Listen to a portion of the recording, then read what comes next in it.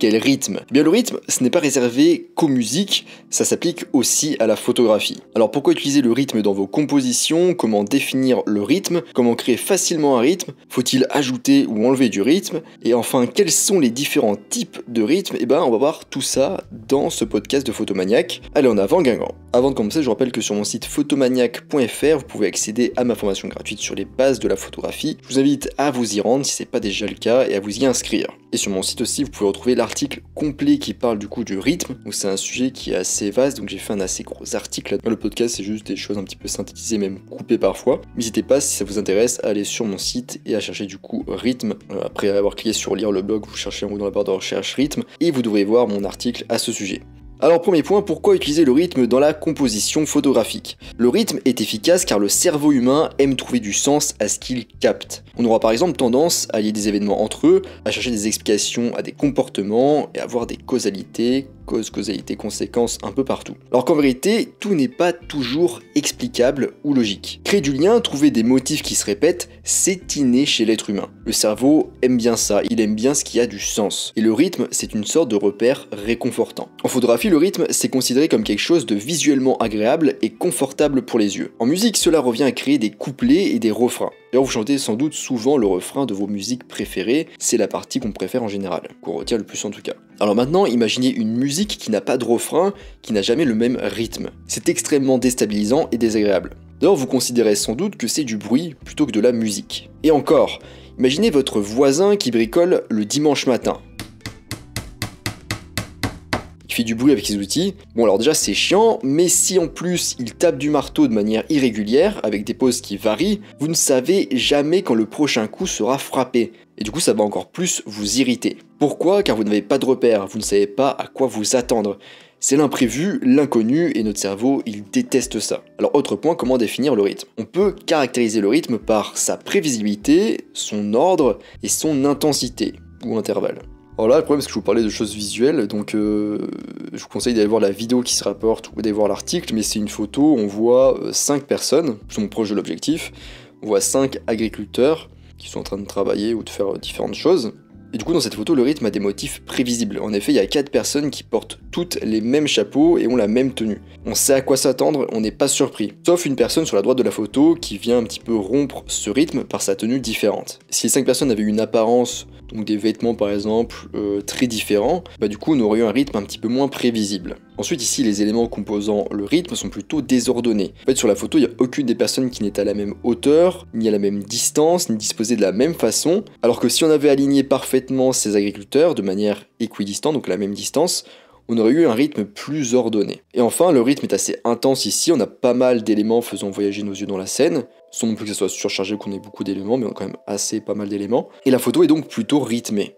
Alors que si on avait mis par exemple qu'un seul agriculteur dans la photo, on aurait eu un rythme moins intense. Alors nouveau point, est-ce qu'il faut ajouter ou enlever du rythme? Alors s'il n'y a qu'un seul élément à regarder dans le cadre, le rythme est assez simple et calme. Il se concentre sur une seule chose. Mais lorsque d'autres éléments sont ajoutés, le rythme de la photographie change, augmente, s'accélère un peu comme la musique. Je fais encore ce parallèle. Imaginez que vos yeux se déplacent dans une photo comme si vous lisiez les notes d'une partition de musique. Plus vos yeux bougent, de haut en bas, de droite à gauche, plus la composition est dynamique. Et à l'inverse, la répétition d'une seule note ou de quelques notes donne un résultat moins mouvementé. Et du coup c'est pareil pour une photo qui a moins d'éléments répétés dans son cadre. Quant à savoir s'il faut ajouter ou enlever du rythme, il n'y a pas vraiment de réponse toute faite. On va voir du coup 2 exemples pour illustrer ce que je viens de dire. Imaginons que l'on veuille évoquer la solitude dans une photo. Donc dans un premier cas, on prend une photo d'une seule personne qui se tient du coup face à la mer, comme Calogero, oui. Donc face à une mer calme, avec un ciel très gris, donc là aussi je vous conseille d'aller voir la vidéo ou l'article pour avoir la photo.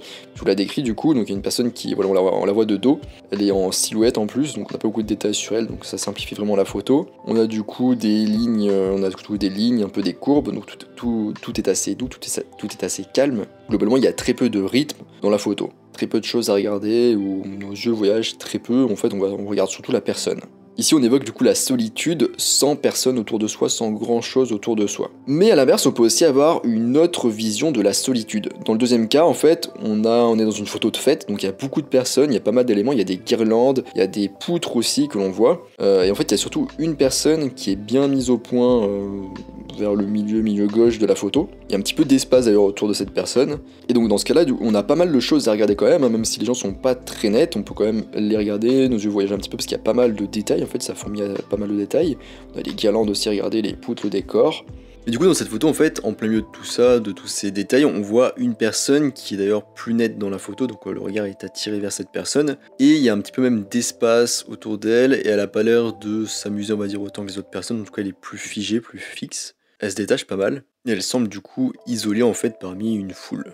Et ici du coup on évoque aussi la solitude, mais au milieu des gens et avec plus de rythme. Donc finalement on a exprimé la même idée, la solitude, mais avec un rythme différent, et ça fonctionne bien dans les deux cas. Maintenant du coup je vais vous parler des 5 types de rythmes qu'on peut trouver en photo. Pour commencer on a le rythme régulier. Il s'agit du type de rythme le plus évident car il s'agit simplement de la répétition d'éléments visuels similaires, voire identiques, séparés chacun d'une quantité égale d'espace entre eux. Si on compare avec la musique, pensez-y par exemple comme le battement régulier d'un tambour. On observe souvent ce type de rythme lors de la prise de vue d'architecture. Donc là la photo que j'utilise pour illustrer ça, c'est une photo d'architecture très cadrée sur un ensemble de balcons d'un bâtiment, donc ils sont tous à la même distance et tous les mêmes balcons. Et du coup ça c'est un rythme régulier. Vous pouvez aussi imaginer par exemple un mur avec des planches, un chalet là qui a un mur en bois avec des planches, c'est toujours les mêmes planches, elles sont toutes espacées à la même distance et c'est toutes les mêmes. Ça c'est un rythme régulier. Un rythme régulier est apaisant parce que vous savez ce qu'il va suivre. Le rythme est prévisible, vous ne serez pas surpris. Mais il peut devenir facilement ennuyeux si trop d'éléments sont présents et répétés, voire agaçant s'il est exagéré. C'est un petit peu comme jouer une seule note au piano, encore et encore. Ensuite on a le rythme alterné.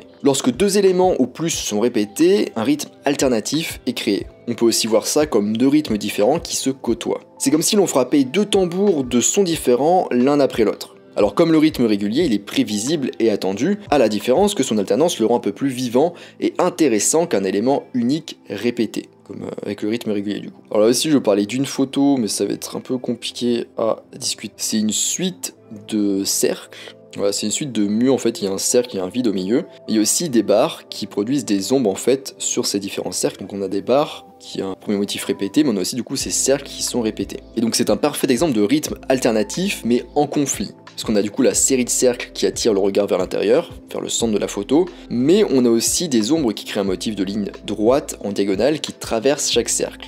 Du coup ces lignes forcent nos yeux à aller dans une autre direction que les cercles. Après on a un autre exemple où on a juste un bâtiment, la photo elle est en noir et blanc, on voit juste du coup une ligne blanche, une ligne noire. Donc là c'est l'exemple d'un rythme alternatif mais où les deux rythmes fonctionnent ensemble, ils sont pas en conflit. Parce qu'on va dans la même direction, en fait ils sont quasiment similaires, ils ont juste une caractéristique différente, c'est qu'il y a des barres blanches et des barres noires. Ensuite on a le rythme aléatoire en photographie.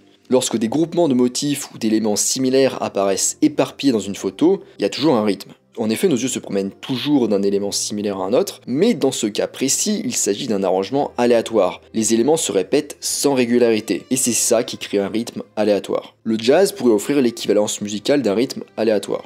Dans mon exemple photo, c'est une photo de paysage, on voit différentes montgolfières qui s'envolent, mais elles sont pas à la même distance l'une d'elles, ni à la même distance de l'appareil photo, et elles sont vraiment éparpillées de manière aléatoire dans le ciel. Ensuite, on a le rythme progressif. Le rythme progressif se produit lorsqu'il y a une augmentation ou une diminution graduelle de la taille, du nombre, de la couleur, ou d'une autre qualité ou caractéristique des éléments répétés. Donc en gros, à chaque fois que le motif apparaît, à chaque fois qu'il est répété, il est légèrement différent. Ce qui est bien, c'est qu'on peut l'obtenir à partir d'un rythme régulier en changeant d'angle de prise de vue. Imaginez que vous preniez des piliers, par exemple, suite de piliers de face. Là, c'est un rythme régulier, ils sont tous à la même distance, ils ont tous la même taille. Mais si vous vous rapprochez des piliers et que vous mettez sur le côté, celui de devant, il paraîtra plus grand, celui de derrière un peu plus petit, etc., donc plus en plus petit. Et donc là, on aura un rythme progressif. C'est un rythme qui est notamment utilisé en photographie de rue, de portrait de rue d'ailleurs plus précisément, parce que voilà, on peut s'amuser justement avec des éléments comme des piliers pour mener vers une personne en portrait. Et du coup, pour faire toujours la comparaison avec la musique, vous pouvez imaginer du coup le rythme progressif comme des coups de tambour qui seraient répétés, mais qui seraient du coup répétés de manière plus en plus rapide ou lente. Enfin, on a le rythme ondulatoire. Le rythme ondulatoire implique une progression plus douce et continue d'éléments qui montent et descendent. Une onde quoi. Alors là la photo que je montre ici c'est un tapis de nuages en fait. Parce que la photo elle est prise depuis le dessus des nuages et on voit juste des nuages du coup avec des formes du coup ondulées. Alors parce qu'il n'y a pas de bordure, le flux et reflux du rythme ondulatoire est apaisant. C'est un rythme visuel qui est doux, qui donne aux images un sentiment de douceur et d'harmonie. En musique, l'ondulation peut être illustrée par les sons tremblants du violon. En ondulatoire, on a aussi par exemple les paysages où il y a des collines comme ça qui montent et qui descendent. Alors autre point, rompre le rythme visuel pour plus d'impact. Parfois, comme pour les relations, le mieux c'est de rompre. Avec le rythme visuel, c'est pareil, rompez-le. Le moyen le plus rapide d'attirer et de retenir l'attention d'un spectateur est d'établir un rythme, puis de le rompre. Donc placez votre sujet dans une position qui rompt le flux du rythme visuel. Et c'est particulièrement efficace avec un rythme régulier, puis c'est trop bien parce que souvent c'est le rythme qui peut être le plus ennuyeux à regarder. C'est intéressant de le rompre, donc ça fera un choc, ce qui est intéressant, il permet de faire ressortir le sujet et ou le rythme. Donc là dans l'exemple on a une vue de dessus d'un champ, donc c'est très régulier un champ, et en fait dans le champ on a du coup différents engins agricoles qui sont en train de fonctionner. Maintenant dernier point, créer du rythme facilement et rapidement. Alors le rythme ça peut vous paraître un petit peu compliqué à mettre en place, parce que là on a vu plein de choses un petit peu complexes, très théoriques. Alors dans cette partie je vais donner un petit peu des conseils un petit peu simples à mettre en place et à tester. Donc n'ayez pas peur de commencer simplement. Il ne faut pas avoir peur de la simplicité en photographie de manière générale. Bien souvent, rappelez-vous, moins c'est mieux. Donc là je lis encore une photo exemple, donc n'hésitez pas à aller voir l'article, la vidéo. La photo exemple, il y a une espèce de 3 pots recouverts de chapeaux un petit peu triangulaires, une sorte de chapeau chinois je pense. Et ici le photographe il a utilisé 2 simplifications. Donc la première c'est qu'il s'est rapproché des 3 pots pour qu'il domine la composition. Et en effet la photo est limitée à 3 éléments, donc on a des dalles de pierre au sol, au premier plan, puis du coup qui va un petit peu vers l'arrière. On a un mur blanc à l'arrière-plan et on a juste ces 3 pots recouverts d'un chapeau chinois. Donc la composition et cadré serré du coup simplifié. Et l'autre simplification c'est la conversion en noir et blanc de la photo qui du coup la simplifie en éliminant la couleur. Mais en général d'ailleurs passer en noir et blanc c'est une technique qui fonctionne très bien pour mettre en valeur le rythme. Parce que la couleur ça peut être un petit peu distrayant. Donc ici la simplification de la composition permet de renforcer le rythme naturel créé par le mouvement d'œil qui va d'un pot à un autre. Donc les 3 pots ils sont alignés les uns à côté des autres. Naturellement en tant qu'occidental en général on lit de gauche à droite, donc notre regard va se déplacer du pot tout à gauche au pot du milieu au pot tout à droite. Ici on utilise encore une dernière astuce de composition, le chiffre 3. En effet de manière générale les nombres impairs d'éléments répétitifs semblent bien fonctionner. Et enfin, dernier conseil avec une dernière photo. Donc la photo, c'est une suite de bâtonnets d'encens qui sont mis dans le même sens et qui sont les uns à côté des autres, donc ils sont étalés sur une sorte de muret. Et ce muret, du coup, il est placé de manière en diagonale de la photo, et les bâtonnets, du coup, sont les uns à la suite des autres sur le muret qui est du coup en diagonale.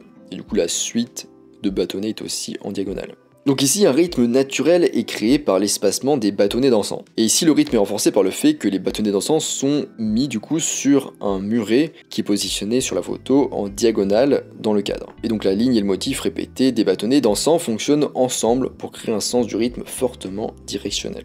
Donc voilà, on arrive à la fin de ce podcast sur le rythme. J'espère que vous avez appris des trucs, que ça vous a plu. C'est un sujet du coup qui est assez vaste, donc je suis resté assez bref dans ce podcast. Pas trop vous déborder d'informations, je pense qu'il y en a déjà pas mal, si vous ne connaissez rien en rythme. Pour les plus curieux, je vous invite vraiment à aller voir mon article, que je vous laisse aller voir du coup sur photomaniac.fr. Pour les exemples visuels, n'hésitez pas à aller voir la vidéo qui s'y rapporte du coup sur ma chaîne YouTube Photomaniac. Sur mon site photomaniac.fr, vous pouvez aussi retrouver ma formation gratuite sur les bases de la photo. Je vous invite à vous y inscrire si c'est pas déjà le cas. Moi je vous laisse ici du coup à votre rythmique visuelle et je vous dis à bientôt sur les internets mondiaux.